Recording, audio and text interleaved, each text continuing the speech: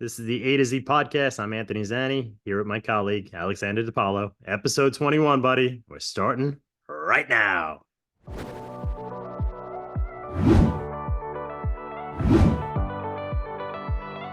All right, Z. All right. I like the energy you brought last week. We're feeling the energy this week.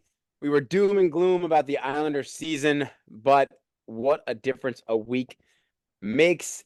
Are the Islanders officially back? They've won 3 in a row. They've officially pulled me back in.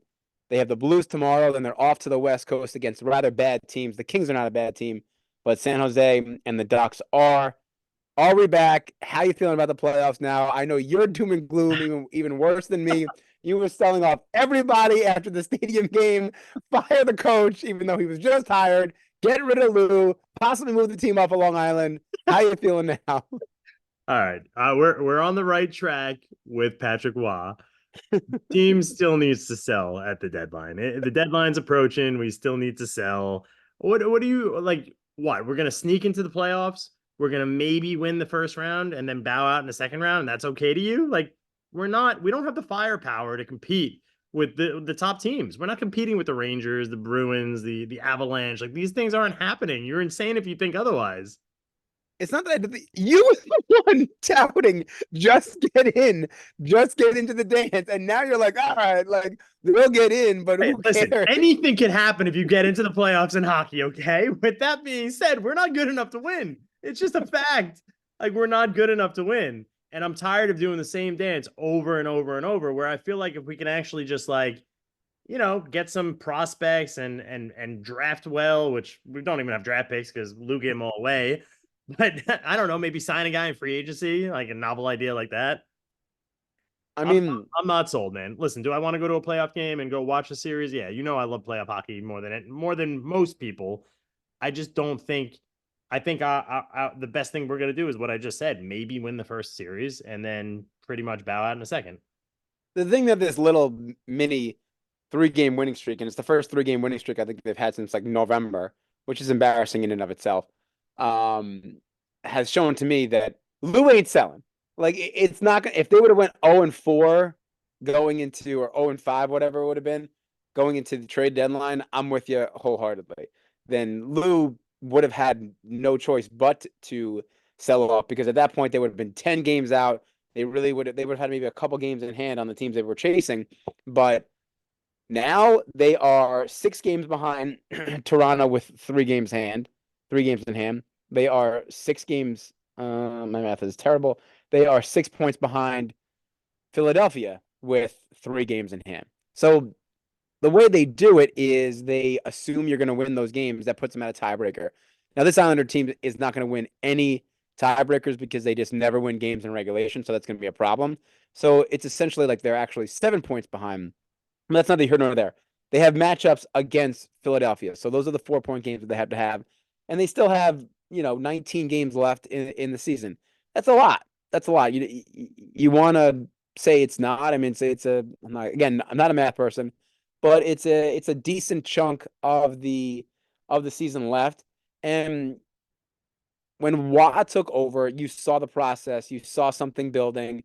And it takes a while for these coaches to institute a system, and they've shown flashes. That game against Tampa, where they can dominate, and these are finally games where they put it a little bit together with this coaching staff. And it wasn't like they were playing awful teams. They were playing Dallas, who's a cup contender.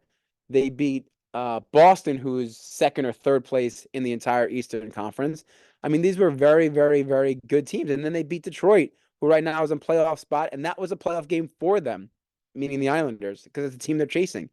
They won that game in overtime. Yes, they gave up a lead again in the third period, but they played well against Dallas. They absolutely trounced a Boston team where they had the fastest hat trick in Islanders history by Palmieri. They finally scored an empty net goal. Listen, if you're the the glass half full kind of guy, and I know I am, I was off. I was writing this team off a week and a half ago, and right now they're showing a glimmer of hope. And who knows if they can beat the Blues? Things are looking up because that West Coast trip is not nearly as daunting as if they were going to Calgary, Vancouver, and Edmonton, something like that. San Jose is beatable. They're playing Anaheim after the deadline, so they're going to be trading off God knows whoever. That team's going to be a minor league hockey team, and the Kings at home is going to be formidable. But you beat the Blues, you take 4 out of 6 on the West Coast trip, and you're singing a different tune when you come back home. That's for sure. I'm not doubting that they can make the playoffs. They're 3 wins essentially out of the wild card spot. I'm doubting what they can do in the playoffs. So, what are you saying they're going to do? They're just going to stand still at the trade deadline, not do anything, just continue playing the way they're playing? I don't. I think it's possible they stand pat, or like I said, they get rid of my boy or your boy Wallstrom. That's their trade chip right now. Listen, the trade value is at an all-time low. I just they have zero cap space, like none, unless they put Mayfield on LTIR, which is fine. I'm okay with it. I Like get him out until the playoffs because they've been playing better without him, and I don't think that's coincidental.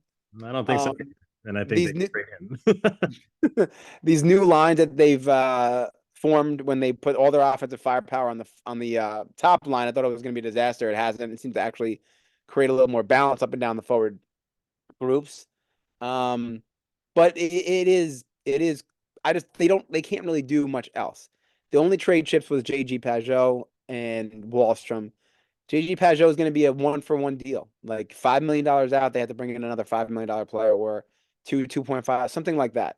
And I don't know what kind of value he has to a team that has a young prospect or another player of that ilk. I don't see that happening. If he wants to make a splash, and again they don't have the cap space for it, it's going to have to be somebody like a JG, because that's the only player that has somewhat of value, but also can get you money that they need to sign a player or trade for a player. It's not going to happen. It's a long story short. I don't see any significant trades happening for the Islanders come Friday, and that's okay. If you want to ride this group out, I'm ready to ride it out. Get to the playoffs. You have Sorokin in your eyes is the best goalie in hockey. Um, I don't know. The crazy part about this team is I think they are a better playoff team than they are a regular season team. They really are. They've shown that they cannot beat good teams in the regular season, but for some reason in a playoff series, they put up a hell of a fight. I normally Last want to agree with you, but this year they just haven't played the way they've played the last 2 years. Like this year, defensively, they've been a train wreck for most of Mhm. the year. So you get to the playoffs, and yeah, normally it's going to be that low scoring, 2-1 or at most like a 3-2 type game. And I have all the faith in the world in the Islanders to actually like play well in those types of games. They just haven't really played well in those types of games.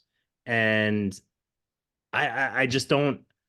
I just don't see it this year. I'm not trying to be a naysayer. I want them to make the playoffs. I want to, like I said, I want to be at the games and enjoying the playoff experience and the atmosphere that comes along with playoff hockey.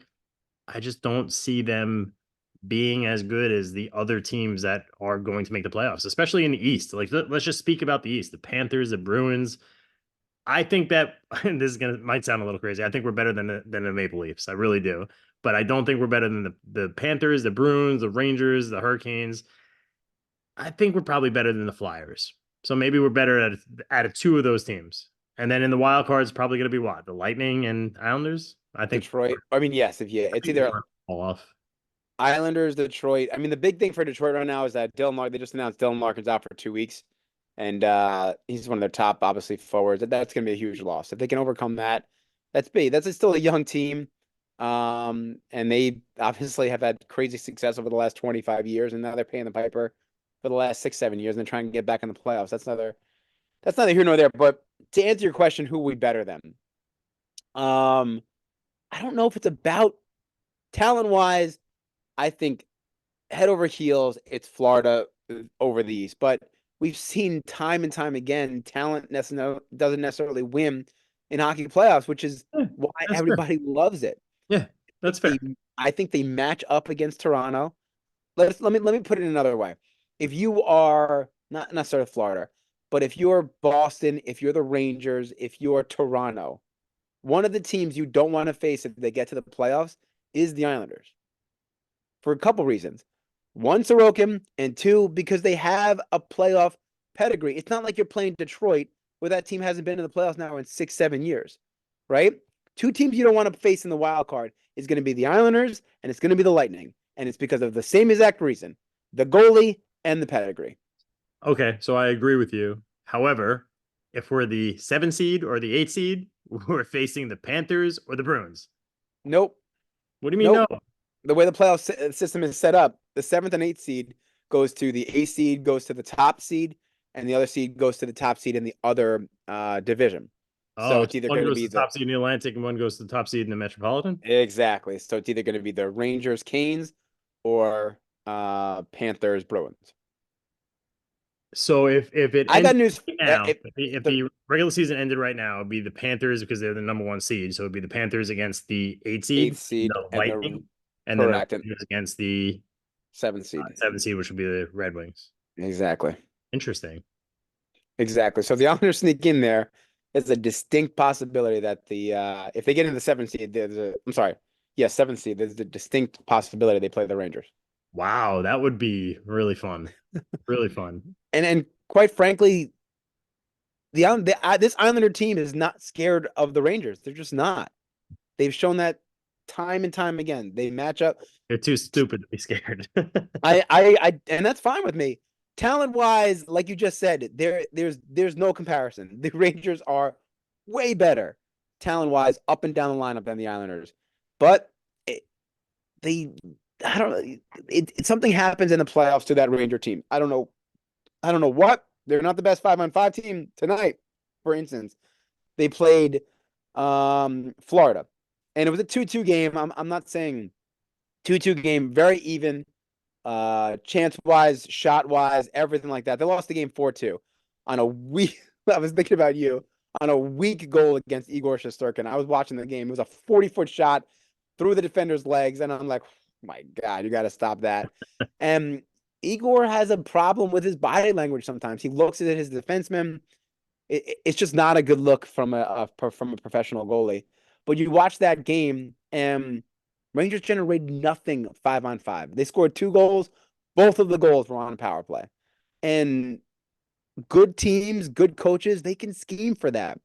They can scheme for defending against the power play, number 1, and 2, scheme for don't take the freaking penalty. Like, I know it's easier said than done, but that team, Florida, is head over heels better than the Rangers 5-on-5. And a lot of teams that the Rangers are going to face in the playoffs are better than them 5-on-5. And if they don't get over that, I don't know. It could be a one and done, or it could be a long run for them. It just depends how hot Igor can get, how hot their power play can get. Yeah. All right. Listen, that's fair.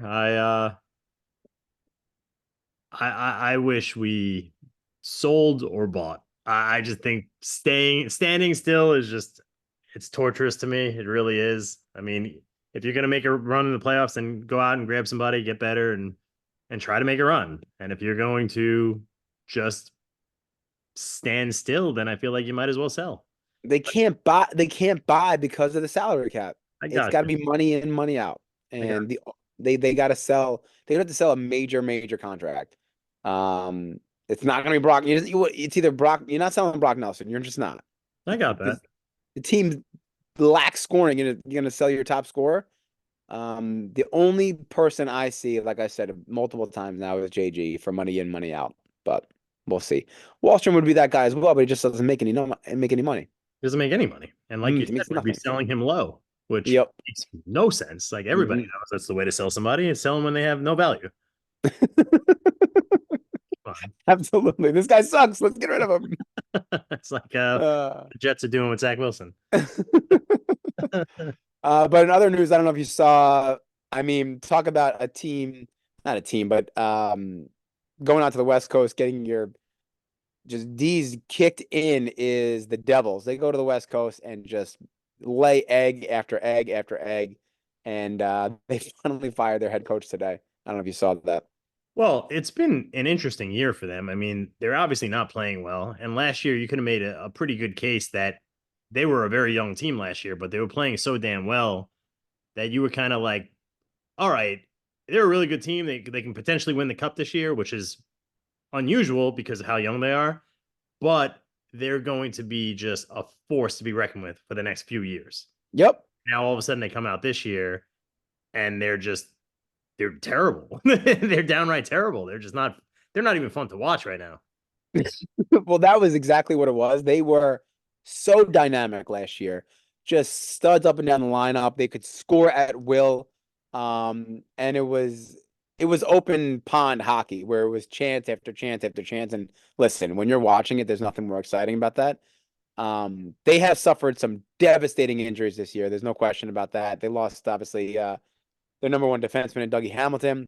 Um, but the thing that did this team in, it's going to ultimately possibly cost them a playoff spot, is their goaltenders suck. You look across their goalie in Schmidt and the two other guys there. They all three of them have a sub 900 save percentage. And yeah, could that be the defensive structure? Yeah, but at some point you need to go in and make a save. And all three guys there just never did it. Just absolutely never did. And it ultimately cost Lindy Ruff his job, who they signed to an extension in the offseason. Very fascinating. You gotta love how much money these teams have. Sign this guy to an offseason, an extension in the offseason, and they're like, all right, you're fired. We'll pay you out. No big deal. Yeah. It is wild. But yeah, 4 more days till the deadline. I'll definitely be locked in come I think it's Friday to the computer, to the Twitter, just to see what teams are doing across the league because money's tight, but they get third teams involved. I'll be excited to see that. There's not a whole lot available out there, I feel like anyway. I think you might see a couple of guys leave the Penguins, get shipped out. And I don't know. I'm trying to think of other like big players, and I just can't really think of anybody. I mean, big player wise, I don't know if there's going to be a lot out there. I mean, obviously for Anaheim, you have Vetrano, who rumored is going to the Rangers. That would be a great pickup for them. Henrique, they need a center. That could be a big pickup for them. Tarasenko's out there. But again, you got to make the money work. Tarasenko, I think, is making $5 million. You got to get that under the cap. So there could be a lot of third team negotiations in there. But that COVID and the flat cap really screwed a lot of teams. And Yeah. it's going to be hard for them to get these big numbers under their cap. Flames are going to be sellers. Noah Hannafin, the defender, is going to be available. You got the goalie for the Predators. It's going to be available. I don't know. The Predators have been playing amazing. They won like 7, 8 in a row right now. But I agree. I'm shocked that they have that guy available, and then they have a stud in their minor league system. They drafted in the first round a few years ago. Yeah. In Asgarov, I think his name is. But Soros should be available. But they've won now 7, 8 in a row, and they're sitting in a wild card spot. So I'm not sure if Trotz is going to do that. But you're right about Tarasenko too. He'll definitely be available. Yes, for sure, Tarasenko. And then Arizona is always selling at the deadline. That freaking poor team. Yeah.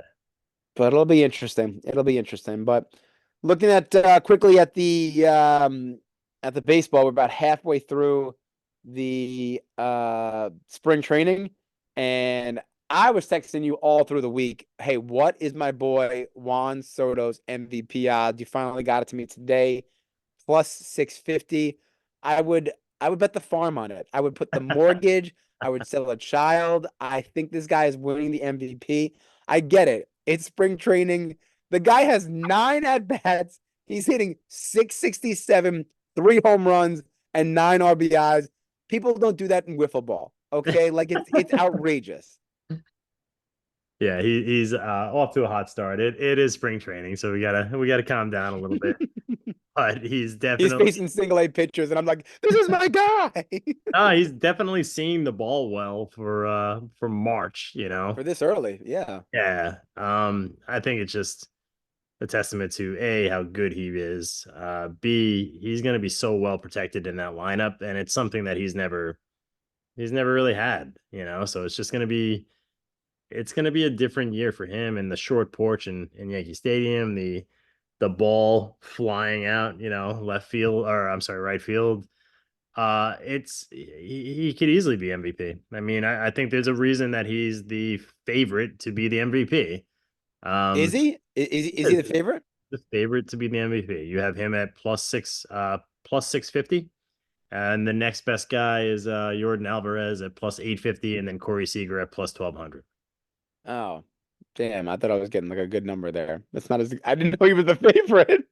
Yeah, I mean, listen, those are still pretty high odds for Right, right. someone, but yeah, he is the favorite. I mean, he's got it all. He's got it all. He's like I said, short porch and right. The jet stream, you just put the ball in there and it seems to go out to the bleachers. Mhm, He's got the mhm. protection of Aaron Judge. He has everything going for him. If he stays healthy, he's probably going to have a ridiculous year. And that's a good case for MVP. And come the offseason, I mean, if the Stein and he has that kind of year that I'm hoping he has, I mean, the Steinbrenners better open up the checkbook because that guy's going to set some records for a position player for sure. It's gonna be wild. It's gonna be wild. But crazy enough, your boy Snell and Montgomery are still not signed. What are you feeling? What is your prediction for this? Like, I just don't understand how these guys are now.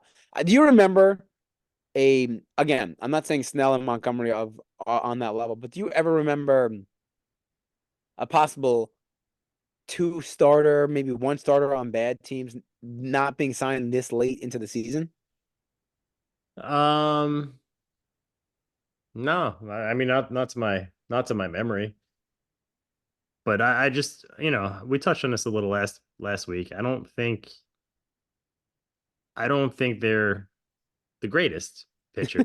I Right. know it sounds silly, and people are like, "Well, you want a Cy Young," and I get that you can make that case, but I think we said it last week. He's had 8 years in the league. He's had one ridiculously good year, another very good year, and then every other year was okay. Like, so you're paying an absurd amount of money for a guy that's pitched 2 good years out of 8, and not for anything, he's been in a pitcher's ballpark almost every year that he's played baseball. So Hmm. like, I don't want him on the Yankees. I really don't, for numerous reasons. A, I don't think he's going to translate too well into Yankee Stadium. And B, I think they're going to overpay for him. And it's something that you have to worry about with, with the Steinbrenners not wanting to exceed 300 million or whatever the case may be. And I just think there's better options out there that you can choose from, which obviously they're not going to do it, but and I'm not going to talk about that anymore right now because I don't want to. Um, Power! Come to me, Trevor! but I'm not shocked at teams not wanting to sign them. Like everybody else seems to be shocked, and I'm not. I think the teams just don't want to overpay for these guys that are good ball players, but they may not be the all stars that Boris is, Having portraying them them to to be. be. I actually respect it because it's the first I respect it where, for the longest time and I'm all about, the players having control and setting the market, getting their money. But there comes a point where it's like, all right, this is bad business. And the teams are finally recognizing this where Boris is asking for 200 plus $1 million contracts on players that I don't want to say flash in the pan, but like you're saying, 2, 3 good years. You need those 200 plus $1 million players to carry your freaking organization at times when the team's playing bad around them. Yeah, And I mean, let's face it, Jordan Montgomery was a castaway for the Yankees 3 years ago. right. And Snell, while a Cy Young Award winner last year, uh, uh, is he 100% proven? Can he be an ace on come playoff time and when the rubber meets the road? And I'm not sure he's that kind of pitcher. Very good pitcher. Um, but is he the type of pitcher where he can carry your team through the postseason? I'm not sure at this point in his career. I mean, he's gonna be 32 this year, or I think he's 31. So, Right. what point of his career are we talking about? How many more Right. years? How many Right. Is years he of that's what finished I'm saying. product? Is he on the back nine of his career? Oh, of course. I mean, he could probably be a player for the next 4 years, and then at that point, it's going to be moving on. Uh, Hmm. again, I'm not knocking the guy. I'm really not. If I'm if I'm San Diego, like I like him where I like him pitching in San Diego, but I like anybody pitching in San Diego. It's the greatest ballpark to pitch in. It really Mm-hmm. is. Mm-hmm. Yankee Stadium's tough. You need to be a Garrett Cole. You need to be a Jacob DeGrom to be able to, to pitch here. Obviously, DeGrom didn't pitch in Yankee Stadium, but you know what I'm saying. Like you need to be an You need to ace. be a ground ball pitcher or a strikeout pitcher. Like those, a fly ball pitcher at Yankee Stadium to a right or to a lefty is a problem because those It's a fly big problem. balls are gone. It's a big problem. And yeah, I listen. Somebody's going to sign him. Somebody's going to sign both of them. I actually wouldn't be shocked though, and I said this to you before, if teams waited a little bit and then got a little desperate, and then all of a Right. sudden they wind up getting their money.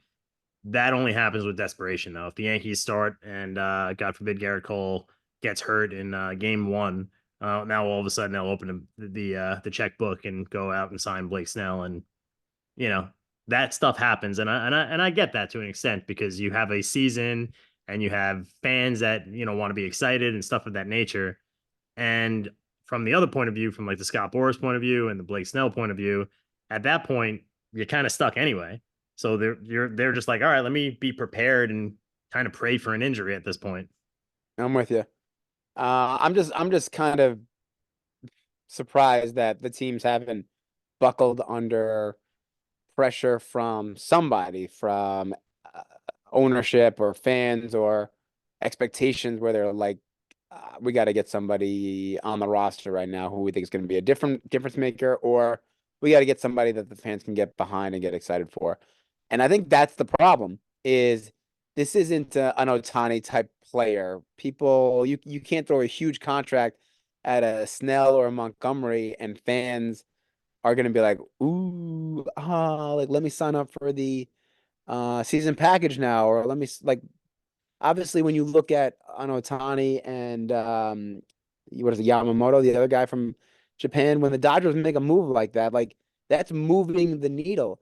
And it's moving the needle not only on their World Series odds or playoff odds, it's moving the needle for the fan base out there. Their season ticket holder sales I think went up by a factor of 6 overnight when those guys are signed just like that. And that's huge. And at the end of the day, yeah, these owners want to win, I'm sure, but they care about the bottom line. They care about the dollar, they care about sales, they care about revenue. And they're businessmen and women, and you can't blame them for that. They want to win, sure, but where they want to win in the pocketbook. Right. No, that's fair. And I don't think Blake Snell, they know, and Jordan Montgomery are not going to move the needle for a lot of the average fan. So that's why the GMs and the financial guys on the team, they're like, we'll wait. And I kind of respect that. So in Blake Snell's two great seasons, Hmm. he threw 180 innings. 180. He's never exceeded 180 innings in his entire career. If you take away those two great years, the next best innings pitched was 129, Mm, wow. That is low. followed by 128, 128, 107, 50, and 89. So Was he hurt during those times? I'm sure he got hurt. I'm sure he was hurt. You're not going to throw 89 innings or 50 innings, but 128, 128, 129, 180, 107. Yeah, he might have had a stint or two on the DL or whatever, but you're just your ace. You need your ace to throw 200 innings. He's never going to be a guy that throws 200 innings. It's just not going to happen. Mm, yeah. And I think the writing's on the wall. People are doing their homework on this guy. It's a huge contract that Boris is asking for, and people are doing their homework and staying away from him for sure, rightfully so. Yeah. But speaking about another big name New York player, the Knicks and the Knicks fans got a huge scare last night. Their star guard, Jalen Brunson, went down. I think it was like the first or second play of the game. I had the game on in the background and came around to pick, got the ball, shot a jump shot, and just went down like he was a sniper in the stands. And he was down, he was down for a while. I'm not making light of it, but he was down for a while. And I'm like, this is bad. I mean, it looked like a non-contact injury. And it looked like To me, it was an AC. I thought, no doubt, it was a season-ending injury, and you feel bad for the Knicks fans, but you wake up this morning and it seems like good news. Thankfully, it looks like just a knee contusion, and it's going to be a short-term thing. But based on what he went down, based on his reaction, no chance. I thought it was a knee contusion. No chance. Yeah. Yeah. I mean, basketball players soccer players. Like it is insane. These guys look like they, like you said, like they got shot. They can't play. They can't move. They get carted off the floor. Their friends come over and they walk them to the locker room, and then sure as shit, 10 minutes later they're back on the court. I mean, the prime example is what's his name on Boston when he got hurt and he got taken off on the wheelchair and he came back. And do you remember that in the playoffs? Yeah, I do. I do. Oh my God, that was very funny. That was the prime example, taken out on the wheelchair, literally crying in tears. And I'm like, well, the whole dynamic of this entire series and has changed. And 10 minutes later, he comes trotting out, and Paul Pierce, I could not think of his name, comes trotting out, and boom, ready to roll. It's amazing how that happens. I don't know what happens in those locker rooms, but it is amazing. Yeah, it's certainly not hockey players, that's for sure. Yeah, but an injury or a anything long term would to Jalen would completely derail this season. And the Knicks are banged up right now. They got to get healthy. You look at the standings, and they're still sitting in the fourth seed. They're holding on. They are holding on for dear life, and they are a bad week or two from falling way down the standings, but they're holding on to that fourth seed for dear life, and they're just waiting for everybody to get back healthy. And when they are healthy, listen, they can. This is your old thing about going back to the Islanders. You know, what kind of noise can this team make in the playoffs? Because I'm not sure if they're beating the Celtics in a 7-game series. I'm not sure if they're beating the Bucks in a 7-game series.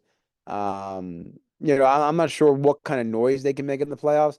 But again, this is an organization now where, they have a huge following, obviously. They're the New York Knicks, and they haven't been, but the problem is they haven't been good really in quite some time. They haven't been relevant now in quite some time.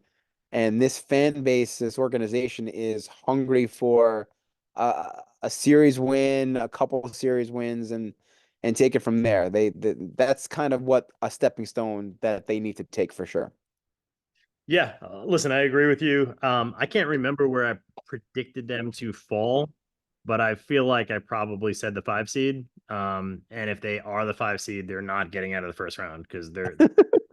I'm sorry, it's just not going to happen. They're not. And to be fair, even if you're the 4 seed, you're going to wind up playing five, and the five is probably going to be Philly or Cleveland. And I don't see them beating Philly or Cleveland. I mean, I think that they'll have a better They shot at can, Cleveland than yeah, they can Philly. compete against Cleveland for sure. Sure. So they'll have a better shot against Cleveland than they will against Philly. But as of right now, I think Cleveland's up by like 4 games over Philly, which obviously we've still got some time to go, so it doesn't really mean a whole lot.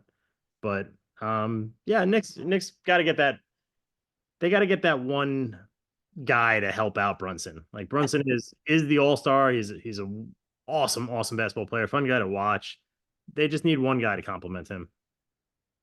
I mean, I'm with you. Like, and when Randall comes back, I'm not saying like he there has to be a player or two to take pressure off of him because right now with the injuries that they have, they are keying in on Brunson, and he's not that player necessarily where game in and game out he could dominate and take games over and win you games. Can he do it every so often, on streaky games for sure?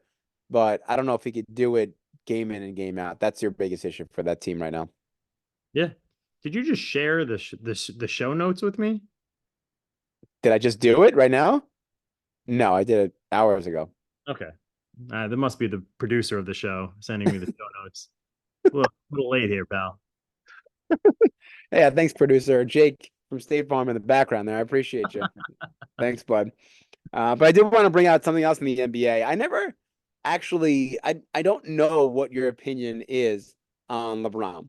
He is the first player in NBA history to reach 40,000 points, which is a bananas number. Yeah. I have my feelings. I actually saw my brother and my nephew yesterday for my dad's birthday, and we were talking about it a little bit. Birthday, Mr. D. Thank you. And I know. Well, let me get your feeling on it. What's your feeling on LeBron? Let me get your feeling. It's an amazing accomplishment. It really is. The fact that he's still playing at a level this high at his age is unfathomable. It really is. It's absolutely absurd. Like seeing that guy go out there and do what he does is insane. It's absolutely insane. Like there's something that needs to be said about it. I actually believe it or not, because I feel like he gets so much credit, but I actually still don't think he gets enough credit for the age that he is right now to go out there and dominate games and just do what he does. He's one of the greatest of all times. He's just not the greatest of all time. So I had a come to Jesus moment, kind of this last week, and saw a friend of ours that we knew in high school, and I was like, "Oh, over the February break, did you do anything good?" And he told me that he went to go see other friends of ours from high school, and I was like, "Oh, nice. What'd you go out there for?" And he goes, "Oh, I went out for this other kid's 40th birthday, this kid that we went to high school with." And in my mind, I was thinking, "Oh, is he a year older than us?" And he's like, "No, we turned 40 this year." And I was like, "Oh my God, Wow, I'm we turning do. we're turning 40." And LeBron James turns 40 in December. Like he is the exact same age as us. Yeah, And the crazy part about everything that you're telling me, because my brother brought this up to me, players at his age, when you look at it statistically, what they're doing, they average like 6, 7 points in a game. And this dude is still averaging like 25 points a game. yeah, yeah. No, It's he's an absolute beast, dude. Like it's absurd what he's doing. Again, he's in the best shape of probably any player, and he keeps himself in the best shape. I don't know what the hell his regimen is, but we should be on it, clearly. I can't go play 2 minutes of ball with baseball. my 7 year old, and this guy's going out there and he's dominating men. It's insane what he's doing. Again, like I don't know anybody that could say otherwise. I don't know how anybody could say that he's not one of the greatest of all time. Like he's crazy good at what he does. I mean, if you're trying to bait me into the Jordan versus LeBron thing debate here, um, I'm gonna go with Jordan because But it's why? But why do you say that? it's not close. That's why. That's why. If you want to get technical, Not close? I'll Not take Kobe as close? well over LeBron. So Wait. Kobe. Oh, okay. oh What yeah, you're saying not close. You're saying it's MJ, a huge gap, and then LeBron and Kobe is what you're MJ, saying. Kobe, pretty big gap. LeBron Wow. Wow. And why is that? because they're winners. They're flat out winners. They don't get to championship games and lose. Oh my God. I wish I had my brother with me right now because this is exactly what his point was. Um, in that, yes, every time MJ went to the finals, he won. He never lost in the finals. But LeBron went to the championship, what, like 10 years? I mean, I'm getting these numbers wrong, but maybe 10 years in a row. At what point in I his don't think he career? went to championship 10 years in a row, but I I want think you to look this up right now. I don't know how you're going to look it up, but I think he went to the NBA. 10 years is a little extreme now that I'm saying this out loud. he was wildly crazy. But I mean, it was Cleveland, it was Miami, and then it was the Lakers. I should know this, but I swear he went to the championship game like something absurd 8 years in a row. But eight anyway, eight consecutive championship appearances. eight. 8 consecutive, yes. Okay, so I was wrong by two, but You're wrong. I'm sorry. I'm sorry. Oh yeah. Okay, I said 10. The answer was 8. You were looking at me like, oh my God, this guy's way off. It's 2 seasons. You were wrong. What are you like? You're pulling such a wife move right now. You were wrong. You were wrong, and you were wrong by 2 seasons. That's 2 whole years. And you want me to sit here and coddle you? No. Great job, Alex. You called 10. It was 8. Great job. I'm not saying coddling, but I said 10 and you were like, okay, like it's absurd. You looked at me like it was just an It was absurd number. absurd, and you were wrong. It was You didn't absurd, and you were wrong. you didn't correct me with the I think it's closer to 8 or something like that. You thought it was gonna be something like 4. Tell the truth. No, I didn't think it was going to be 4. I mean, I knew it wasn't 10. What did you think the number What was? if I would have said 6? Would you say I'm crazy far off? It was only I, 2 away. I'm only 2 I, away. I would have been like, no, I think the number's more than that. That's what I would have said. When I said 10, you Okay. looked at me like I was crazy. Just tell the truth. You are crazy. It was not 10. Nevertheless, the argument is that MJ and Kobe didn't make it to those many finals because they lost before they got to the finals. Like, Yeah, why that's don't we get credit for argument. that? Yeah, no, it's a great argument. It's a great argument. He made it to 8 consecutive NBA championships. He won 4 of them. He's a hell of a player. It's really hard to have these debates where It's hard. you're going back and forth and trying to say what team is which, blah blah blah blah blah. It's almost impossible, man. At the end of the day, you go by the eye test and the way the player makes you feel and stuff like that. So there's really no wrong answer. It's true though. I mean, watching Jordan and Kobe, they're just cold-blooded, man. Like they're just cold-blooded and they're winners, and just watching them play, it was just like you just knew they were going to do whatever they had to do to win. I don't know. I don't know how else to describe it. I'm not taking anything away from LeBron. I mean, there was a period of time there that I felt like LeBron could have just ran to the hoop and dunked it anytime he wanted. Like anytime he pulled up and shot, I'm like, why? Like they can't stop him. Just go to the hoop Yeah. and dunk it, you know? Like Go to the hoop. You could go to the hoop. You're either going to get fouled or you're going to score, right? absolutely. I mean, he was so fun to watch, and he still is fun to watch. Which is crazy. Personally, would have taken those guys ahead of him, and that's not a knock on him in any way, shape, or form. I actually think when all said and done, I think his legacy is going to be straight up um his longevity. And 100%. And I agree with you. And I'm sorry to cut you off, but that's something that nobody does. Like what he's doing, it's not a normal thing. He's Tom Bradying it where you're yes, playing past a certain age and you're still playing at an insanely good level. And if he wins another championship, I mean, it's just absurd what he's able to do. He's supposed to be not the guy anymore. They're supposed to have Anthony Davis be the guy. They're supposed to have people around him, and he could, kind of like be out there, and it's almost more like, oh, this is cute. LeBron's out there still. That's not the case. I think that's not the case. Like they need a win. The ball's in his hands, and he's still doing the same thing that he was doing 20 years ago. Like it's really crazy. right. And then I think, and that's good. And just to repeat what I just said, that is going to be his legacy in that he was able to do it for that long. Granted, he didn't. Luckily, he's never sustained a major injury, nothing like that. Where That's a testament to him and his training, him and his true, eating. Like I said, I don't know what regimen he's on, but like people need to study that and get on that. right? And that's gonna be it. And where every other player in the NBA,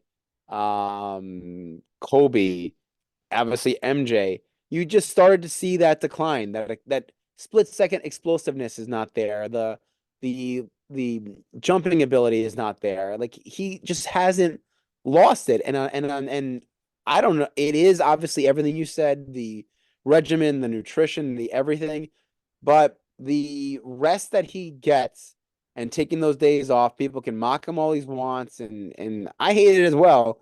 But there's something to it, obviously. Yeah. Listen, Jordan at 40 versus LeBron at almost 40 are two entirely different players, right? Like Jordan might have had a magical night here and there. It didn't look like this. Kobe, the last game that he played, what did he put up? 60 something points? Like he didn't do that season. And I don't want to compare it to that because he obviously suffered a major Achilles injury that really hampered him down the stretch there. Um, but yes, exactly what you just said. Could they put it together for one night and then be useless the next night where LeBron is the same guy? Yeah. He's a genetic freak. And no, it's true. Like he's a genetic freak. I don't, like I said, I don't know what he's doing, how he's keeping himself forever young. It needs to be studied, but it's night and day different than what any other basketball player has done. And he's already been one of the greatest of all times. And then this just adds to it. Mm-hmm. I mean that scoring record is going to be tough to compete to with. you're not, listen, records are made to be broken, so never say Yes. never or anything like that. But you're talking about essentially getting drafted in the NBA when you're At super young, 18. super young. I'm not talking about him. I'm talking about another player coming in. Yes, yes. You're essentially having him come in, getting drafted at super young, whether it's 18 or 19, coming right into the NBA and just dominating from start to finish. So, Right. so if another guy comes in and dominates from, 18 to 40 with pretty much zero injury, God bless him. He has a chance of beating LeBron's scoring title. The Right. odds of that happening are so freaking slim that I can't see that. I feel like we're gonna be 80 years old being like LeBron still has a scoring record. Like Yeah. those things that I just don't think we're gonna see it end unless they suddenly add on 20 more games in the NBA seasons and stuff of that nature, which things like that unfortunately do happen and records get a little murky. But even if that happens, even if they add on games, you still have to stay healthy. You still have to have the longevity. It's going to be a tough record to beat. I am I'm with you. And the thing that's crazy about LeBron, and obviously I don't remember when Jordan was drafted in '84. I'm sure the hype was there, but the hype when that kid came in, I mean, I can remember it was like it was yesterday with the um not ESPN, the Sports Illustrated cover, and it was him with the face and saying the chosen one, and the amount of pressure that he had getting drafted to Cleveland, his hometown, to a team that, let's face it, sucked forever and was irrelevant forever until he got there. Yep. And he was dragging those teams to the finals Oh God, yeah. He single-handedly. was. He was. They were downright. Bad teams. They They were were. They bad. absolutely were. And he was just taking them with him. And, he wasn't able to get over the hump, which was disappointing because I feel like it led to an era of basketball that I truly don't Hate. love when they, created the super team and then everybody started creating the super team. So I kind of wish he just won in Cleveland without anybody, Mhm. but it is what it is. I am. I couldn't support you more in that statement. I hate what the NBA has become.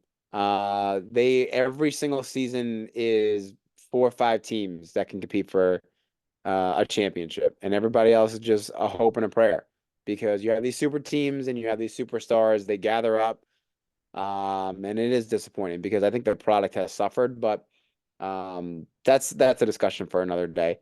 Props to LeBron, 40,000 points. I don't think it's ever going to be touched. It's not going to be touched in our lifetime, and he deserves all the accolades that he's getting from it.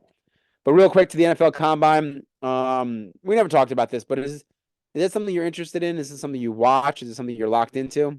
No, I'm not locked into it. Most of it is bogus. It really is, man. Like, let's see how high this guy can jump. I don't care. Let's see him play football. Like I don't care how high he can jump, how his 40 time is. Like, some of it is things that you need to know to assess whether you're going to draft option A or option B type deal. But it doesn't measure a guy's heart. It doesn't measure how they play football, when the game's actually going. It is so many other things that I feel like it's a filler of time for them. Honestly, I really do. I feel like they're just like, hey, we know people like football. We're going to talk about football. We'll put this on in the background. And I think it's kind of bogus. I think it's actually funny that you mentioned that first part because I don't know anybody's names, but it was like two tight ends or D ends where they the one tight end ran like a 5 flat 40 and the other guy ran like a 4.9 40. And then they did the agility drill. And the guy who ran the 5 flat blew the other guy out of the water on the agility drill. I'm like, that's what actually corresponds to NFL movements more than the 40-yard dash time. Like, who cares? How often in an NFL game are you running 40 straight Yeah, yards? straight. Yeah. You're just not. You're just not. I mean, unless you're covering a punt or covering a kickoff, you're never doing that. Right. And a D end, if you're running 40 yards in a given play, you either just intercepted a ball or you're trying to run down a running back that got by you. Like, let's be honest there. Yeah. Uh, so I just thought that was fascinating to watch that, and people are saying it like the 40 time. What is it telling you? Yeah, he's got nice top speed. He can get it off the line good, but I want the guy who is explosive, is agile, who can get through pylons, who can get through the blocking drill. Show me that. Don't show me the straight yard running. Like that doesn't show me anything. Yeah, I think there's very few things or very few people, I should say, that stand out where they like, wow, that guy just did that. Oh, that's crazy. Like put him on the radar. I think for the most part, teams know who these people are, who they have an interest in drafting, and um, I don't know. Maybe they're just trying to see if they get nervous and they screw up or something. I don't really know, but I don't put a whole lot of stock into it, and I really it's kind of boring to watch too. On top of it, Oh, I mean, I never watched it. It was not one of those things that I watched it, but one year I must have been home during it, or I don't know what was going on. I like peeked it on, and I'm like, I don't know any of these guys, and I'm like, it's the same 8 events over and over. I mean, listen, I for some reason I do like watching the linemen do the bench pressing like 225. I'm like, dude, these guys are putting up like 40, 50 reps of this stuff. And they're like it's nothing, like yeah. it's the strength and the power is crazy. And these linemen, these guys are like 300 pounds and they're running like 4.8, 4.7, 5.40s. I'm like, they are booking it. And that's something we didn't see when we were kids. Yeah. Those linemen, they were in phenomenal shape. They could run miles in like 6 minutes and stuff like that. I don't remember them doing like 4.7 40s and stuff like that. It's crazy. Yeah. Mm, mm. Training is different. Training is definitely different. But the person I wanted to bring up was your boy Caleb Williams and ask you, is he sabotaging his own draft status going into the combine? Because it's commonplace, maybe it's commonplace. I'm just assuming it's commonplace that they ask you for your medical record so they can do a deep dive. They're investing time, energy, and of course, money into these guys that they're drafting 1, 2, 3, 4 overall. So they want to evaluate and do their homework on everything. So they get their medical records, they look at scans, MRIs, x-rays, everything.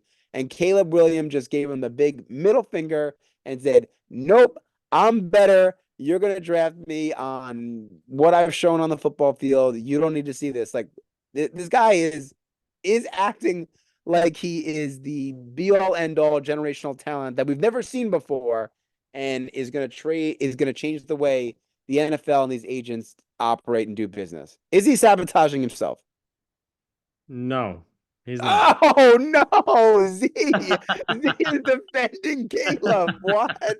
I knew you didn't see it coming. I knew it. Double crossed you. He Oh no.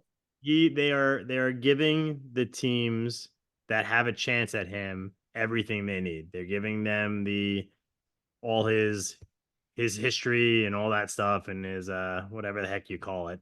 He's giving them the info. He's not giving it to all the teams because not every team has the option of getting him. So there are probably like 5 or 6 teams that he's giving the info to. What's going to happen? He's not going to fall down to number 30 in the draft where the Chiefs need to know what his medical history is. That's not I get it. I understand. I do. I understand. Like it's got to be annoying to be poked and prodded by 30 different doctors, and there's no reason for them to know. And then the reason that we're being told is, well, the Chiefs are doing their due diligence. Like, no, he doesn't care. He doesn't care about the Chiefs. He doesn't care about pretty much anybody after 1 through 4. Because he's gonna go. We think he's gonna go number 1. Obviously, if he doesn't go 1, he's gonna go 2. Right? If he doesn't go 2, hell froze over. He's gonna go 3. He's fine. He's fine. He's absolutely fine. It's a big deal is being made about it, and there's a lot you can make a big deal about, especially with him. This ain't one of them. Mm, mm, mm, mm. Wow. Zanny has become the Caleb Williams defender. He's saying, you stand your ground, Caleb. They don't own you. They don't own your body. That's right. Unbelievable. But one thing I did want to mention, I don't know if you saw, I think it was like a week and a half ago, there was I think it was an anonymous NFL survey where they surveyed a bunch of the players, I think. Hmm. And it was like facilities, owners, head coach, things along those lines. Did you Oh, see that that at all? I did see that.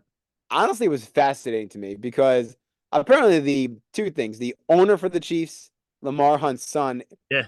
big time D-bag. Yeah, yeah. Everybody hates him. Yep, Apparently, the Chiefs facilities is like terrible. the worst in the league. Terrible. I was like, this is unbelievable. But their head coach is an A plus, and Exactly. and they win the It was Super like Bowl every year. it So was like head coach A plus, team chemistry A plus. Apparently, that's all you need. yeah, Like you could do a pee wee facility, the worst owner, but that goes to show you like, hey, Mahomes and this organization has made this family now money hand over fist. You can say what you want about uh what's his name? Kraft in and Belichick in on the Patriots, which I haven't seen that documentary yet. But the when they started winning, Kraft started putting buku money into that stadium, into their facilities. Like it was top notch. And I just don't think that's happening right now with the Chiefs, or at least that's the vibe I'm getting. apparently it's not happening, which I've never been there. I don't know, but it seems that way. I'm gonna trust the players that are voting. I don't know if you could bring that up because I'm trying to remember the other categories, but I'm just it's just reminding me so much of the Major League the movie where it was like they don't they don't have hot water in their sinks or their bathtubs. There are private. They're flying on like JetBlue or a plane that's a prop plane and a little Chief Yahoo on the side. An all-time movie right there. Yes, great movie. But it was just very, very funny that team chemistry, I think, was number one. Obviously, head coach was number one. There was the Vikings head coach, I think, was up there as well. I'm trying to think of another head coach. Was it the Dolphins guy? Was up there. It was very interesting. The Vikings, yeah, the Vikings head coach got A plus. Dan Campbell got an A plus for the Dan line. Campbell, right? Hmm. The Rams got a Sean McAvee got A. Okay. Steelers got an A. Browns got a B minus. Saints got a B minus. Falcons with a C plus. This is for head coaches. Yeah, for head coaches. Okay. Washington C, and then the Raiders got a D. I think Washington in many categories was bottom of the barrel. I Dan mean, Schneider left that organization in absolute shambles. the fact that Ron Rivera is coaching any team is absurd. It's absurd. He's Oh my he's right up there with Doc Rivers. Those two guys, they got something on someone somewhere to have a job. Is I that am with you. come on? It is funny. It is absolutely, absolutely funny. But And five, then five coaches got an A or better, and quite honestly, all of them deserve them. okay, okay. But in other news, Russell Wilson was waived, is going to be waived by the No, Denver. he's gone. Yep, He's gone. It's official. pretty sure it's official. Um, I thought I got the breaking news alert before. I think it was like that's what they're planning to do, but the official NFL Oh, you're season. right. You're right. I'm sorry. Yeah, to cut Wilson, they announced that they're going to cut him. They're going to take on $85 million in dead money.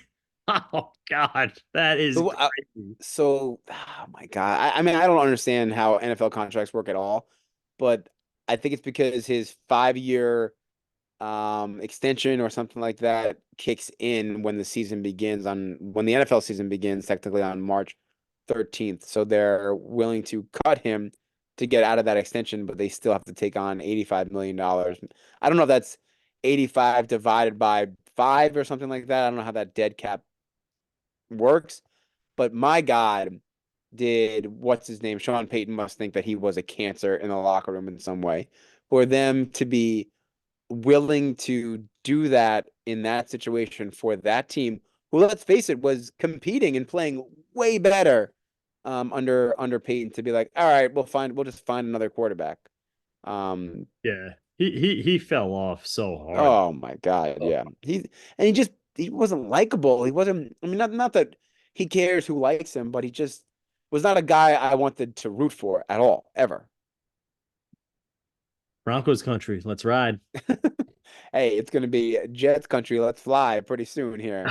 Don't you dare! Don't Oh, you don't think so? You don't think the Jets are gonna be kicking the tires on on Mr. Wilson as their backup quarterback. If a team doesn't sign him as their starter, I mean, who knows? Washington will probably sign him. Some other desperate team will absolutely sign him.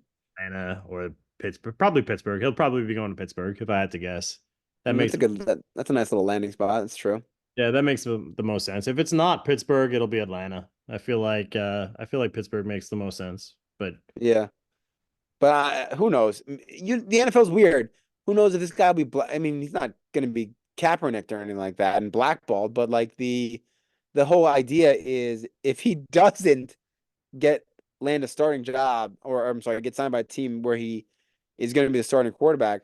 If you're the Jets, you don't kick those tires. how much you spending on your That's the back? problem. You Listen, know, that's the problem. Obviously, it comes down in to that in dollar that and cents. scenario, Alex, then he's not going to command top dollar. Exactly. That's not going to happen. Listen. He fell off, and he fell off hard. He really did. But he's still better than anybody the Steelers have. And quite honestly, he's still better than anybody the Falcons have. So like he can have a starting role on another team. He listen, he's a small guy. He could have a starting role on a lot of teams. Carolina, I think that he would be great there and let what's his name learn under him a little bit, like I don't agree with that. I don't agree with that. Bryce Young, listen, did not have a good year in any way, shape, or form, but he's 1 year deep at this point. Now you're going to put him on the bench. Hypothetically, you're going to put him on the bench in year two. true. I don't like that at all. New England, Yeah, he'd be the best guy there. right? but Like but New England's going to draft a quarterback, so that true. yeah, they're going to draft somebody. They're going to throw him in there to learn, and that's fine. There's so many teams. I think this year, maybe it's like this in past years, and I don't realize it, but there are so many teams right now who don't have a bona fide starting. Look at the Giants. I'm not sure if they're committed to Daniel Jones. Would you be shocked Not if they? stop it. They're not committed to Daniel Jones. They're going to No. draft the quarterback. What are you talking about? Are you going to pretend that they're not going to draft the quarterback? They're drafting a quarterback. Oh my God, I'm gonna start this little merry-go-round again. First off, it's for the first time in a long time. I actually don't think it's a merry-go-round. I think that they were retarded. I mean, I said this from day one when they drafted Daniel Jones. It wasn't the fact that they drafted Daniel Jones; it's where they Yes, drafted. yes. If you were like, dude, this is my guy. I want this guy. Awesome. I'm so cool with that. Trade down, get a bunch of picks, and then draft Daniel Jones where he deserves to be drafted, which clearly wasn't where they picked him. Like it was absurd where they picked him. It really was. And that's what all like that backlash was about. It wasn't the fact that like they could have just saved face and then drafted him. What they're going to wind up doing now, to me, I feel like they're going to get one of the two best quarterbacks in the league. They're going to get Daniels or they're going to get Drake May. And I think that both of them are going to be far better than Caleb. I really do. I really do. I'm dead serious when I say that. I'm dead serious when I say that. I think Drake May is the best quarterback in this draft. And I think he's going to wind up going 3 in terms of the quarterbacks picked. I think he will be the 3rd quarterback off the board.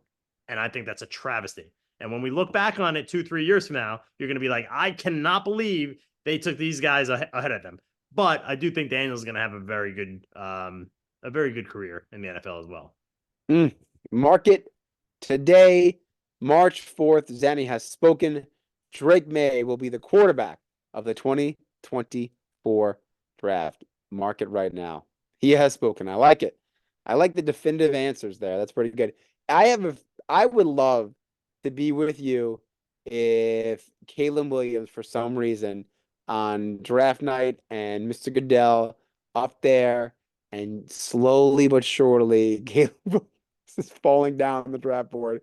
And I'm just imagining Zanny sitting there. I'm trying to get this microphone set in my legs, like the Grinch, ear to ear, smiling, and his hands like this, and be like, "Excellent, absolutely excellent." It's sadly not going to happen. And I sent you something the other day that was saying that the Giants are going to try to trade up for him. I don't know if you've read that or I saw it. Yeah, it's ridiculous. not. Yeah. Like what? Like what are we doing here? Could you imagine if they actually do that? I would love that. I would love that. I would love that. That would make me so happy because then you could watch this guy week in and week out, and I'd be getting texts from you, angry texts more likely than not. This guy's terrible. We gave up draft assets for this dude. Oh my God. Drake Oh. May, who's lighting it up now. Caleb Williams, this guy's been hurt since college, but no one knew because he missed. Yeah, nobody They couldn't gave. they couldn't evaluate him. Unbelievable. That's awesome.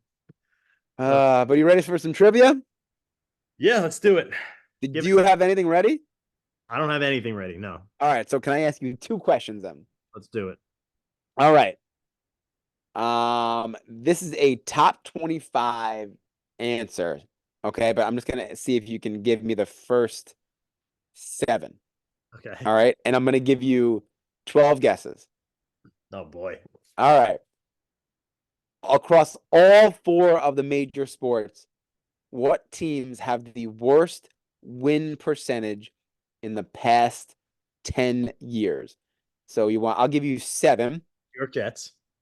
New York Jets are number two at That's so 330. sad. Oh my god, it's so sad. The New York Jets are number two at 337. That's one. Um, Detroit Pistons. Boom, number three at 362. I am impressed with that. Uh, I'm trying to go baseball now. I can't think of the. I can't All think. right. I guess I can give you a little bit of a clue here. The baseball ones are 21 through 24. So they're not no baseball in the top 20 actually. Okay, that's interesting. Hockey? No. There's one hockey in the top seven, two hockey in the top 10. Ooh, okay. I don't really know who would be in hockey, honestly. That's excuse me, that's gonna be hard for me, is the hockey one. No, you can figure it out. I'll give you the clue. This team hasn't made the playoffs in the last 10 years. They have the longest active playoff drought along with the Jets. Blackhawks? Nope.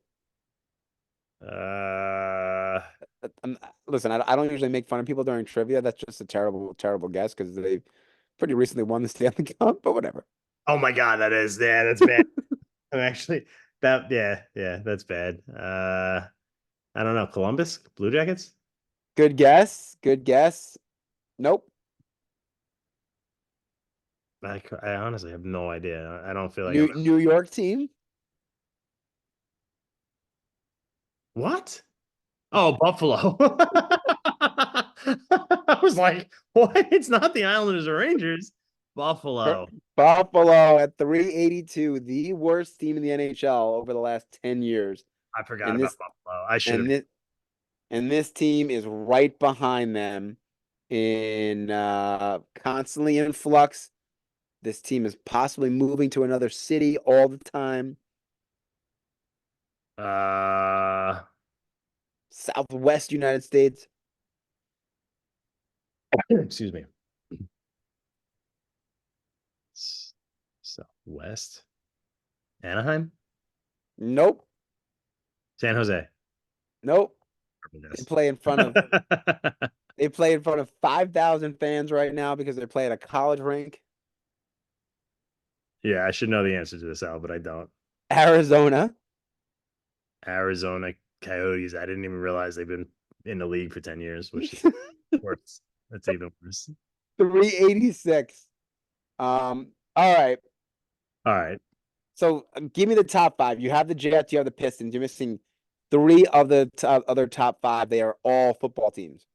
Really? All football teams? And if you think about it, it does make sense because every game means so much. So if you lose like three games in a row, it's really hard. Your win percentage is so low because you just play.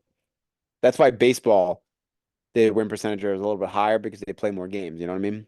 Okay. All right. So has 10 years. Past 10 years. Carolina Panthers? Nope.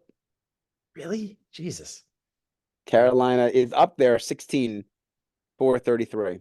All right. All right. Makes me feel a little bit better. Yes, yes. Uh, has 10 years. The Bears? The Bears are number 9 at 387. Still not top five, huh? Jeez. Nope.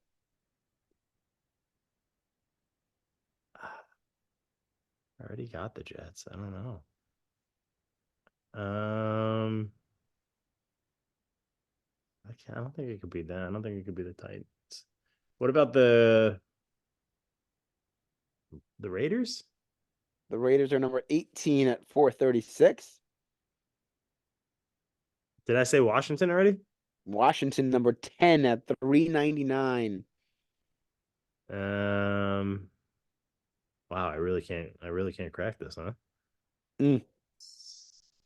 Number one doesn't jump out at me, but there is one in the top five that you should be getting.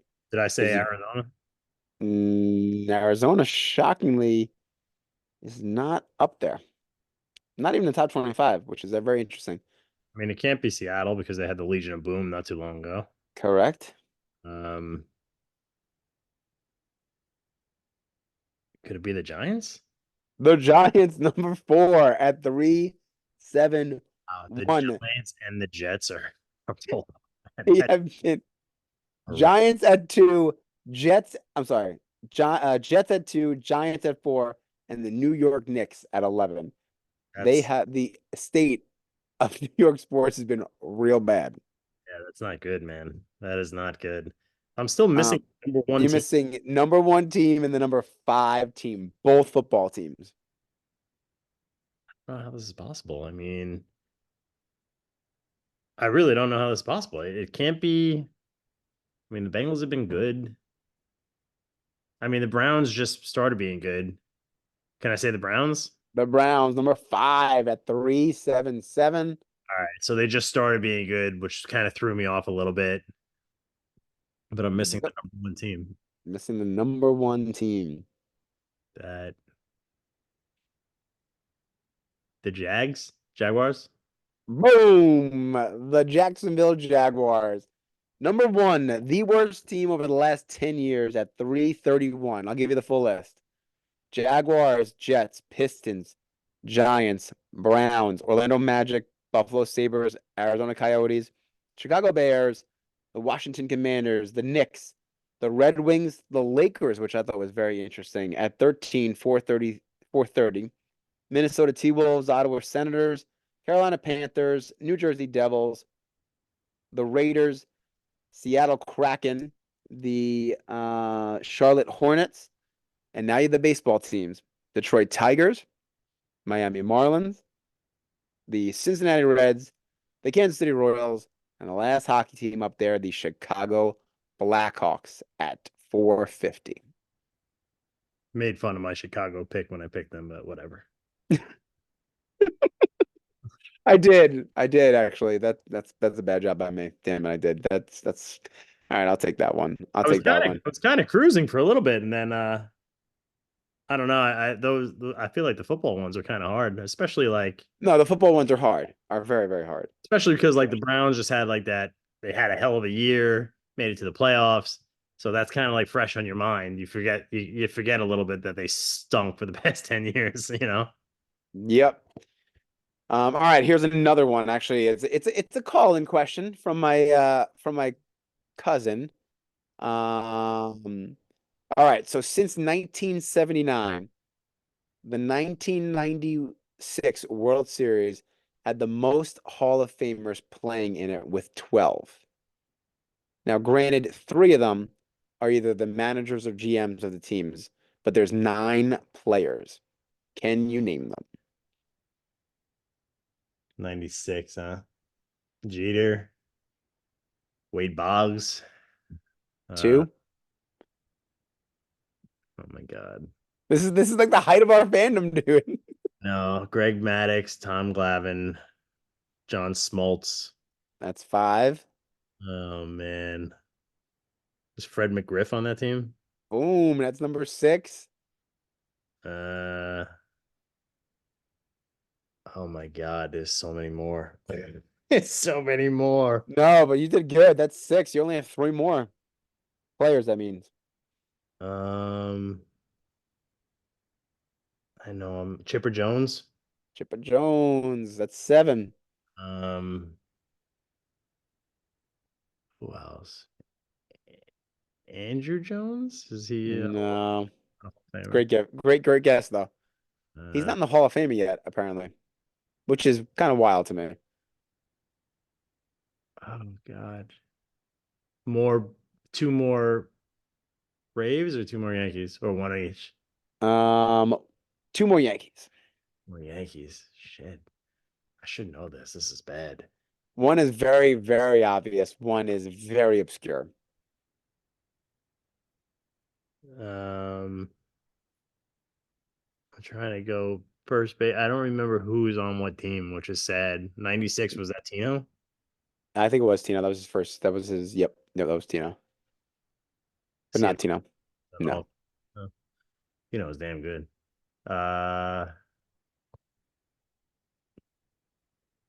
Second base was Soriano, I think, possibly, or Knobloch. No, second. No. Yeah. Um, I got short and third. Catcher was Posada or Gerard. No, it was Girardi Yeah, and Leyritz. and Leyritz. Yeah, I should know that. Jeez, sorry, Jim. um, Jimmy Key? No, he's not a Hall of Famer. That's bad. Not a Hall of Famer. John Wetland, I don't think is a Hall of Famer, is he? Bernie. Is Bernie not a Hall of Famer? Not a Hall of Famer. He deserves it. You deserve it, Bernie. Who set up Wetland though? Oh my God, Mariana. Ah, jeez. Yeah, that was the obvious one, but it's hard. That was hard, right? Yeah, I forgot he set up Wetland. God, that was such a ridiculous bullpen. Literally, he was so far better than our closer. Like Wetland would come in, and you were like, "Oh God, it's gonna be like Mariana." Exactly. It was like, hold on, please. Yeah. Hold on. All right, so Oh, the obscure one is gonna be what? Like a bench player? he was like he must have played left field and kind of was like utility outfielder. And this was the way in the back half of his career. And he was only on the team, I think, for 3 years. Ruben Sierra? No. Uh, He was your type of player. Get on base, and the guy could steal you some bags. You uh, probably don't even realize he was on the damn team. really? Oh my God. His nickname was The Rock, actually. Tim Raines, baby. Tim Raines. Rock Rain. Yeah, hell yeah. Oh man. Oh, that's a great question. Like you were like if I would there's no way you get Rock Rains, right? No, not a chance in hell. No. Like when we were doing this, I was and he eventually gave it to me, my cousin. I was like, oh, God, I completely forgot he was on that team. Completely. I had no idea he was on that team. No clue. I actually will have to look it up to make sure that he actually was playing. He was, but when you look at his stats, man, that guy was steady as a rock. That was a great question. Who asked that question? Joey. Shout out Joey. Good job, Joe. It was, and he didn't even pull it from somewhere. He was like, I just did like a deep dive. I'm like, you are a loser. What are you doing? That also doesn't shock me. And the reason why the question stemmed from 1979 is because he goes, that's where I got up to in the history books, but I got to keep going. I'm like, Jesus, Joe. Neglect your kids at all? Okay, last 5 minutes of the episode just gonna make fun of Joey Carafano. Hey, he carries me in fantasy baseball. I'm totally okay with it. You carry me, Joe. Sport, pal. I got news for you.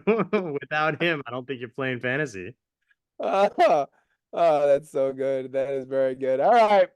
We gotta end on a good note. This was a good one. Good energy. Plug everything you got.